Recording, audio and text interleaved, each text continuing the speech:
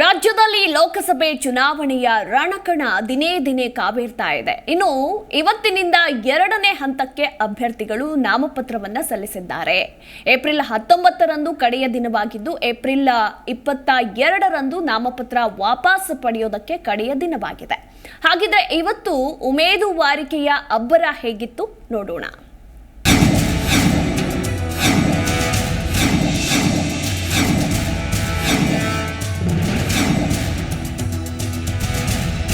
ರಾಜ್ಯದಲ್ಲಿ ಲೋಕಸಭೆ ಚುನಾವಣೆಗೆ ಎರಡನೇ ಹಂತದ 14 ಕ್ಷೇತ್ರಗಳಿಗೆ ಚುನಾವಣಾ ಆಯೋಗ ಅಧಿಸೂಚನೆ ಹೊರಡಿಸಿದ್ದು, ಇಂದಿನಿಂದ ನಾಮಪತ್ರ ಸಲ್ಲಿಕೆ ಪ್ರಕ್ರಿಯೆ ಆರಂಭವಾಗಿದೆ.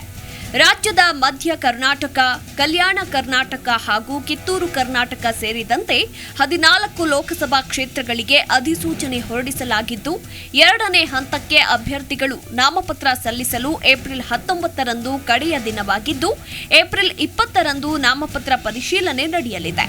ಇನ್ನು ಏಪ್ರಿಲ್ 22ರಂದು ನಾಮಪತ್ರ ವಾಪಸ್ ಪಡೆಯಲು ಕೊನೆಯ ದಿನವಾಗಿದೆ.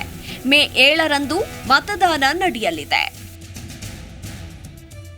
ಬಿಜೆಪಿಯಿಂದ ತಮ್ಮ ಪುತ್ರ ಕೆಇ ಕಾಂತೇಶ್ಗೆ ಹಾವೇರಿ ಟಿಕೆಟ್ ಸಿಗಲಿಲ್ಲವೆಂದು ಮುನಿಸಿಕೊಂಡು ಶಿವಮೊಗ್ಗ ಲೋಕಸಭಾ ಕ್ಷೇತ್ರದಿಂದ ಮಾಜಿ ಡಿಸಿಎಂ ಕೆಎಸ್ ಈಶ್ವರಪ್ಪ ಶಿವಮೊಗ್ಗ ಲೋಕಸಭಾ ಕ್ಷೇತ್ರದ ಬಂಡಾಯ ಅಭ್ಯರ್ಥಿಯಾಗಿ ನಾಮಪತ್ರ ಸಲ್ಲಿಸಿದ್ರು. ಇನ್ನು ಅಪಾರ ಸಂಖ್ಯೆಯಲ್ಲಿ ಅಭಿಮಾನಿಗಳು ಜನಬೆಂಬಲದೊಂದಿಗೆ ತಮ್ಮ ಶಕ್ತಿ ಪ್ರದರ್ಶನ ಮಾಡಿ ಚುನಾವಣಾ ಅಧಿಕಾರಿಗಳ ಕಚೇರಿಗೆ ಆಗಮಿಸಿದ ಅವರು ಶಿವಮೊಗ್ಗ ಲೋಕಸಭಾ ಕ್ಷೇತ್ರದ ಸ್ವತಂತ್ರ ಅಭ್ಯರ್ಥಿಯಾಗಿ ತಮ್ಮ ಉಮೇದುವಾರಿಕೆ ಸಲ್ಲಿಸಿದ್ರು. ಬಳ್ಳಾರಿ ಲೋಕಸಭಾ ಕ್ಷೇತ್ರದ ಬಿಜೆಪಿ ಅಭ್ಯರ್ಥಿ ಬಿ ಶ್ರೀರಾಮುಲು ನಾಮಪತ್ರ ಸಲ್ಲಿಸಿದ್ರು. ಮೆರವಣಿಗೆ ಮೂಲಕ ಜಿಲ್ಲಾಧಿಕಾರಿ ಕಚೇರಿಗೆ ಆಗಮಿಸಿದ ಅವರು ಚುನಾವಣಾ ಅಧಿಕಾರಿ ಪ್ರಶಾಂತ್ ಕುಮಾರ್ ಮಿಶ್ರಾ ಅವರಿಗೆ ಉಮೇದುವಾರಿಕೆ ಸಲ್ಲಿಸಿದ್ರು.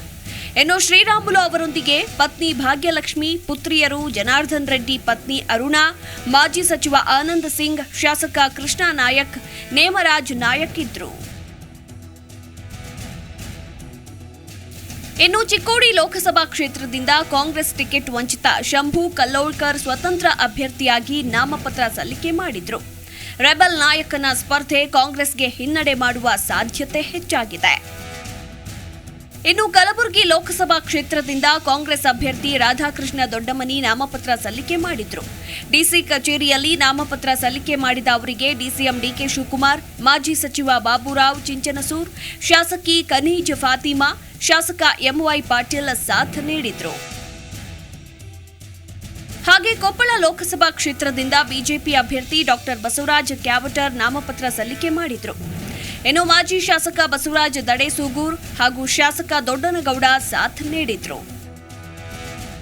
ಇನ್ನು ವಿಜಯಪುರ ಲೋಕಸಭಾ ಕ್ಷೇತ್ರದಿಂದ ಕಾಂಗ್ರೆಸ್ ಅಭ್ಯರ್ಥಿ ರಾಜು ಅಲಗೂರ್ ನಾಮಪತ್ರ ಸಲ್ಲಿಕೆ ಮಾಡಿದ್ರು. ವಿಜಯಪುರ ಜಿಲ್ಲಾಧಿಕಾರಿ ಕಚೇರಿಯಲ್ಲಿ ನಾಮಪತ್ರ ಸಲ್ಲಿಸಿದ ರಾಜು ಅಲಗೂರ್ ಅವರಿಗೆ ಅಮಸಿದ್ದ ಬಿಜ್ಜರಗಿ, ಸುರೇಶ್ ಗೌಡ ಬೀರಾದಾರ್, ಬೀರಪ್ಪ ಸಾಥ್ ನೀಡಿದ್ರು. ಒಟ್ಟಾರೆ ಕರುನಾಡಿನಲ್ಲಿ ಲೋಕಸಭೆ ಚುನಾವಣೆಯ ಕಣ ರಂಗೇರಿದ್ದು, ಉಮೇದುವಾರಿಕೆ ಜೊತೆಗೆ ಶಕ್ತಿ ಪ್ರದರ್ಶನ ಕೂಡ ಜೋರಾಗಿದೆ. ಎರಡನೇ ಹಂತದಲ್ಲಿ 14 ಕ್ಷೇತ್ರಗಳಿಗೆ ಮತದಾನ ನಡೆಯಲಿದ್ದು, ಮತದಾರ ಯಾರಿಗೆ ಜೈ ಅಂತಾನೆ ಅನ್ನೋದು ಕಾದು ನೋಡಬೇಕಾಗಿದೆ. News desk, Zee Kannada news. Zee Kannada news ಈಗ ನಿಮ್ಮ ಮನೆಯಲ್ಲೇ ನೋಡಿ. ಎಲ್ಲ ಕೇಬಲ್ಗಳಲ್ಲಿ ಈಗ ಲಭ್ಯ.